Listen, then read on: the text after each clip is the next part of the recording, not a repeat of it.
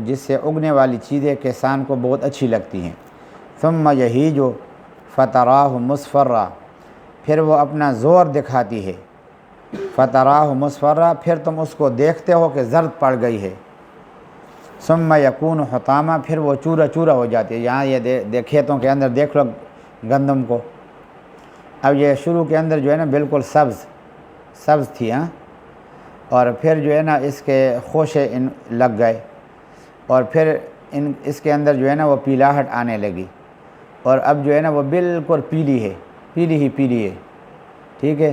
اور پھر اب جو ہے نا بس اس کو ابھی کسان کاٹ رہے ہیں، اور اس سے بھوسا بھی نکل رہا ہے، دانے بھی نکل رہے ہیں، تو اس کو اللہ نے چورا چورا کر دیا۔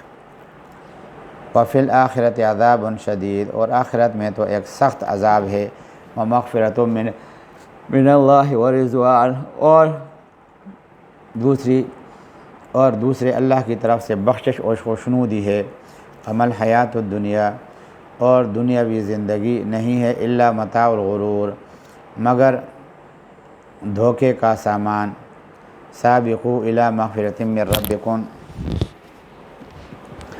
سابقوا الی مغفرۃ من ربکم، بڑھنے کی کوشش کرو ایک دوسرے سے آگے، الی مغفرۃ من ربکم، اپنے پروردگار کی بخشش کی طرف، وجنت، اور اس جنت کی طرف، عرضھا کعرض السماء والارض، جس کی چوڑائی آسمان اور زمین کی چوڑائی جیسی ہے، وعدت للذین آمنوا باللہ ورسلہ، تیار کی گئی ہے ان لوگوں کے لیے جو اللہ اور اس کے رسول پر ایمان لائے ہیں۔ ذالک فضل اللہ، یہ اللہ کا فضل ہے، یؤتیہ من یشاء، وہ جس کو چاہتا ہے دیتا ہے، واللہ ذو الفضل العظیم، اور اللہ بڑے فضل والا ہے۔ ما اصاب من مصیبت فی الارض، زمین میں کوئی مصیبت ایسی نہیں ہے، ولا فی انفسکم، اور نہ تمہارے جانوں کو کوئی لاحق ہوتی ہے، الا فی کتاب من قبل ان نبرأھا، مگر وہ ایک کتاب میں اس وقت سے درج ہے جب ہم نے ان کے جانوں کو پیدا بھی نہیں کیا تھا، من قبل ان نبرأھا، ان کے جانوں کو پیدا کرنے سے پہلے۔ ان ذلک علی اللہ یسیر، یقین جانو یہ بات اللہ کے لیے بہت آسان ہے، لکی لا تأسوا علی ما فاتکم، تاکہ تم غم میں نہ پڑو، علی ما فاتکم، جو چیز تم سے جاتی رہے، ولا تفرحوا بما آتاکم، اور اس پر تم اطراء نہیں، بما آتاکم، جو چیزیں اللہ نے تمہیں عطا فرمائی ہیں، واللہ لا يحب كل مختال فخور، اور اللہ کسی ایسے شخص کو پسند نہیں کرتا جو اطراحت میں مبتلا ہو، الذین یبخلون، شیخی بگارنے والا ہو، فخور شیخی بگارنے والا، وہ کہتے ہیں نا، یہ پشتوں میں ایک مشہور واقعہ ہے، اونچے خان، کس کا؟ اونچے خان، اس کو کہتے ہیں اونچے خان۔ ایک شخص تھا جس کے بارے میں یہ تھا نا کہ اس کے ہاتھ میں کچھ بھی نہیں تھا، لیکن وہ ٹیپ ٹاپ کر لیتا تھا، ایک جوڑا تھا اس کو استری کر کے پہن لیتا تھا، اور بال رکھے تھے سر کے اوپر، جو ہے نا وہ تیل لگا کے کنگھی کر لیتا تھا، اور باہر جب جاتا تھا تو لوگ اس کو کہتے خان صاحب کچھ دے دو اللہ کے نام پہ، خان صاحب کچھ دے دو اللہ کے نام پر۔ اور جب وہ خود بیچارہ جو ہے نا وہ کھانے کے لیے ترستا تھا، خود اس کے ہاتھ میں کچھ نہیں تھا، لیکن اونچے کا خان بنا ہوا تھا۔ تو یہاں پہ کہتے ہیں وہ جو شیخیاں بگارنے والا ہے، ایسے ہی جو کنجوس ہوتا ہے نا، کنجوس اس کے پاس کچھ نہیں ہوتا، تھوڑا بہت ہوتا ہے تو بڑے جو ہے نا وہ بڑے بول بولتا ہے، بڑے بول بولنے لگتا ہے، بڑی شیخیاں بگارتا ہے۔ تو یہاں بھی اللہ کہتے ہیں کہ اللہ تعالیٰ پسند نہیں کرتا جو اطراحت میں مبتلا ہو، تکبر میں مبتلا ہو، اور فخور جو شیخیاں بگاڑنے والا ہو۔ الذین یبخلون، وہ ایسے لوگ ہیں جو کنجوسی کرتے ہیں، ویأمرون الناس بالبخل، اور لوگوں کو بھی کنجوسی کی تلقین کرتے ہیں۔ ومن یتول فإن اللہ هو الغنی الحمید، اور جو شخص منہ موڑ لے تو یاد رکھو اللہ ہی ہے جو سب سے بے نیاز ہے اور بذات خود قابل تعریف ہے۔ لقد ارسلنا رسلنا بالبینات، حقیقت یہ ہے کہ ہم نے اپنے پیغمبروں کو کھلی نشانیاں دے کر بھیجا۔ وانزلنا معہم الکتاب، اور اتاری ہم نے ان کے ساتھ کتاب، والمیزان، اور ترازو بھی، لیقوم الناس بالقسط، کہ لوگ انصاف پر قائم رہے۔ وانزلنا الحدید، ترازو اصل میں اس آلے کو کہتے ہیں جس میں کوئی چیز تولی جائے، جیسے آپ لوگ جو ہے نا سبزی تولتے ہیں، اس کے لیے الگ ترازو ہے، اور یا جو ہے وہ غلجات تولتے ہیں اس کے لیے الگ ترازو ہے، یا سونا چاندی تولتے ہیں اس کے لیے الگ ترازو ہے، ٹھیک ہے۔ تو یہ میزان جو ہے حقیقت میں ترازو وہ آلہ جس سے کسی چیز کو تولا جائے، اور اس کو اتارنے کے مفہوم میں یہ بھی داخل ہے کہ اللہ تعالیٰ نے ترازو پیدا کی ہے، اور یہ بھی کہ اللہ نے اس کے مطابق انصاف سے کام لینے کا حکم دیا ہے۔ اور در حقیقت انبیاء علیہم السلام اور اللہ تعالیٰ کی کتاب کے ساتھ ترازو کا جو ذکر فرمایا، اس میں اس بات کی طرف اشارہ ہے کہ انسان کو چاہیے کہ وہ قدم قدم پر راہ اعتدال کو اپنائے، اور یہی توازن اور اعتدال انبیاء کرام علیہم السلام اور آسمانی کتابوں کا نچوڑ ہے۔ آج اگر ہم غور کرتے ہیں نا تو لوگ اعتدال پہ نہیں ہیں۔ ہمارے جو اکابر دیوبند تھے نا، دیوبند، یہ جو اعتدال تھا ان کا یہ طر امتیاز تھا۔ ایک اہم جو ہے وصف دیوبند کی، جس کی وجہ سے وہ پوری دنیا میں مشہور ہوئے، وہ اعتدال تھا۔ مخالف جو ان کا ہوتا تھا اس بارے میں بھی وہ شریعت کے حدود میں رہتے ہوئے موقف اختیار کرتے تھے، اور جو موافق ہوتا تھا اس کے بارے میں بھی شریعت کے حدود میں رہتے ہوئے موقف اختیار کرتے تھے۔ نہ تو حد سے بڑھنے کی کوشش کرتے تھے اور نہ حد سے نیچے آنے کی کوشش کرتے تھے۔ اسی کا نام اعتدال ہے۔ یہ اعتدال جس نے بھی اختیار کیا ہے وہ دنیا میں بہت سے مصائب سے بچ جاتا ہے۔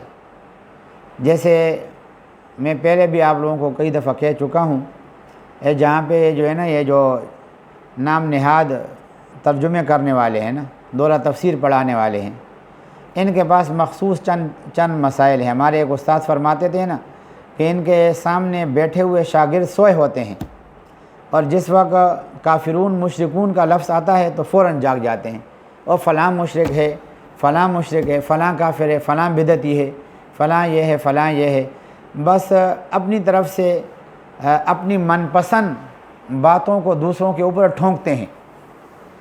ایسے لوگ گمراہ ہوتے ہیں۔ اب دیکھتے ہو نا چند مسائل انہوں نے لیے ہوتے ہیں، بہت سے کیا ہوتے ہیں، مثلاً انہوں نے لیا ہے بس جی مردے نہیں سنتے، مردے نہیں سنتے، بس اس کے پیچھے لگے ہوتے ہیں۔ بعض کہتے ہیں کہ وسیلے کے ذریعے سے دعا کرنا ٹھیک نہیں ہے، بس اس کے پیچھے لگے ہوتے ہیں۔ دڑا دڑ دلائل دیتے ہیں، نہ اس میں جو ہے وہ دیگر دلائل کو دیکھ کر کوئی اعتدال کے پہلو کو اختیار کرتے ہیں، بس اپنی من پسند خواہش کے مطابق دلائل کو دیکھ کر دیگر دلائل کو من گڑت سمجھنے کی کوشش کرتے ہیں، اور رائے اعتدال سے جو ہے نا ہٹ جاتے ہیں۔ مخالف کو جو کہ ایک پہلو کے جائز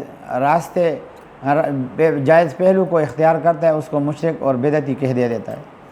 ایسے بڑے یہاں پہ آپ لوگوں کو ملیں گے، بڑے الو قسم کے ان کے سامنے بیٹھے ہوتے ہیں جو کچھ بھی نہیں سمجھتے۔ یہ خود بھی ساری تفسیر بے رائے کرتے ہیں۔ ان کو جو حقیقی تفسیر ہے قرآن کی وہ دور دور تک ان کو چھو بھی نہیں سکتی، نہ انہوں نے ان کو چھویا ہے۔ تو یہ جو ہے نا اعتدال تمام آسمانی کتابوں کا تعلیم ہے اور انبیاء کی تعلیم ہے وہ۔ وَأَنزَلْنَا الْحَدِيدَ، اور اتارا ہم نے لوہا، فِيهِ بَأْسٌ شَدِيدٌ، جن میں جنگی طاقت بھی ہے، وَمَنَافِعُ لِلنَّاسِ، اور لوگوں کے لیے دوسرے فائدے بھی ہیں، وَلِيَعْلَمَ اللَّهُ مَن يَنصُرُهُ، اور تاکہ اللہ جان لے کہ کون ہے جو اس کو دیکھے بغیر اس کے دین کی ینصرہ مدد کرتا ہے، ورسلہ، اور اس کے پیغمبروں کی مدد کرتا ہے، بالغیب، بغیر دیکھے۔ ان اللہ قوی عزیز، یقین رکھو اللہ بڑی قوت کا، بڑے اقتدار کا مالک ہے۔ اس کی طاقت اور اس کا اقتدار اتنا بڑا ہے کہ اسے شر کی طاقتوں کو کچلنے کے لیے کسی انسان کی مدد کی ضرورت نہیں ہوتی، لیکن اللہ تعالیٰ نے انسانوں کو جہاد کا مکلف بنایا ہے تاکہ ان کی آزمائش ہو اور یہ بات نکھر کر سامنے آ جائے کہ کون ہے جو اللہ کی دین کی نصرت کے لیے جان کی بازی لگاتا ہے اور کون ہے جو سرکشی اختیار کرتا ہے۔ وَلَقَدْ أَرْسَلْنَا نُوحًا وَإِبْرَاهِيمَ، اور ہم نے نوح علیہ السلام اور ابراہیم علیہ السلام کو پیغمبر بنا کر بھیجا۔ وَجَعَلْنَا فِي ذُرِّيَّتِهِمَا النُّبُوَّةَ، اور سلسلہ جاری کیا ہم نے ان دونوں کی اولاد میں نبوت کا، والکتاب، اور کتاب کا۔ فَمِنْهُمْ مُهْتَدٍ، پھر ان میں سے کچھ تو ہدایت پر آ گئے، وَكَثِيرٌ مِّنْهُمْ فَاسِقُونَ، اور ان میں سے بہت سے لوگ نافرمان رہے۔ ثُمَّ قَفَّيْنَا عَلَىٰ آثَارِهِمْ بِرُسُلِنَا، پھر ہم نے ان کے پیچھے انہی کے نقش قدم پر اپنے اور پیغمبر بھیجے۔ وَقَفَّيْنَا بِعِيسَىٰ ابْنِ مَرْيَمَ، اور ان کے پیچھے عیسیٰ ابن مریم کو بھیجا۔ وَآتَيْنَاهُ الْإِنْجِيلَ، اور انہیں انجیل عطا کی۔ وَجَعَلْنَا فِي قُلُوبِ الَّذِينَ اتَّبَعُوهُ، اور جن لوگوں نے ان کی پیروی کی ڈال دی ہم نے ان کے دلوں میں رأفةً ورحمہ، شفقت اور رحم دلی۔ وَرَهْبَانِيَّةً ابْتَدَعُوهَا، اور جہاں تک رہبانیت کا تعلق ہے، ابتدعوها، وہ انہوں نے خود ہی ایجاد کر لی تھی۔ ما كتبناها علیہم، ہم نے اس کو ان کے ذمہ واجب نہیں کیا تھا۔ الا ابتغاء رضوان اللہ، لیکن انہوں نے اللہ کی خوشنودی کے حاصل کرنی چاہی۔ فما رعوها حق رعایتها، پھر اس کی ویسے ہی رعایت نہ کر سکے جیسے اس کے رعایت کرنے کا حق تھا۔ فآتینا الذین آمنوا منہم اجرہم، ہم نے ان کا اجر دیا ان میں سے جو ایمان لائے تھے۔ وکثیر منہم فاسقون، اور ان میں سے بہت سے لوگ نافرمان ہی رہے۔ یا ایھا الذین آمنوا اتقوا اللہ، اے ایمان والے لوگو اللہ سے ڈرو۔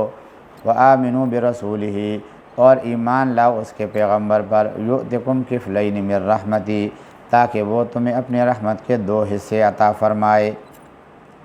2 حصے کون کون سے؟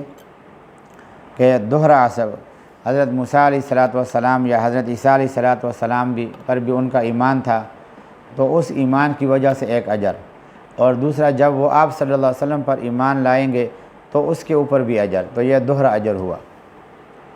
وَيَجْعَلْ لَكُمْ نُورًا، اور تمہارے لیے وہ نور پیدا کرے، تمشون بِهِ، جس کے ذریعے تم چل سکو۔ وَيَغْفِرْ لَكُمْ، اور تمہاری بخشش فرما دے، یعنی وہ نور جہاں بھی تم جاؤ گے تمہارے ساتھ ہوگا۔ اور دوسرا مطلب یہ ہوگا کہ پل صراط پر چلنے کے دوران تمہارے لیے وہاں پہ نور پیدا کر دے۔ واللہ غفور الرحیم، ویغفر لکم، اور تمہاری بخشش فرما دے۔ واللہ غفور الرحیم، اللہ بہت بخشنے والا بہت مہربان ہے۔ لئلا یعلم اہل الکتاب، تاکہ اہل کتاب کو معلوم ہو جائے، اللہ یقدرون علی شیء من فضل اللہ، کہ انہیں کوئی اختیار نہیں ہے اللہ کے فضل میں سے کسی چیز پر۔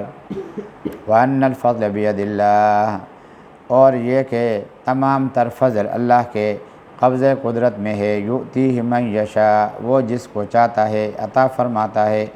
واللہ ذو الفضل العظیم، اور اللہ کا فضل، اور اللہ فضل عظیم کا مالک ہے۔ یہ سورہ حدید بھی ختم ہو گیا۔ اللہ تبارک و تعالی اس پر ہمیں عمل کرنے کی توفیق نصیب فرمائے۔ وآخر دعوانا ان الحمد للہ رب العالمین۔